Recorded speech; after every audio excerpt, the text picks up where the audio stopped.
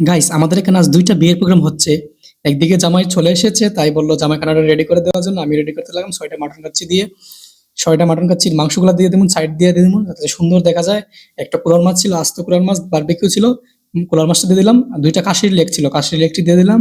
আরেকটা ছিল খাসির মাথা, খাসির মাথা ছিল। আরেকটা ছিল আস্ত মুরগি, সোনালী মুরগি ছিল আস্ত একটা, এটা দিয়ে দিলাম। তারপর ডেকোরেশনের জন্য কিছু ডিম দিয়ে দিলাম যাতে সুন্দর লাগে।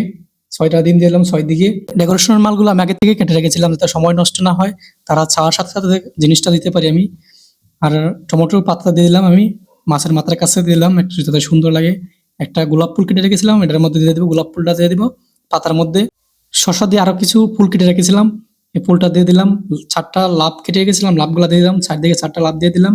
শসা দিয়ে কেটে রেখেছিলাম, গাজর দিয়ে পাতা কেটে রেখেছিলাম, সেগুলো দিয়ে দিচ্ছি সব দিকে মিলে যাতে সুন্দর লাগে।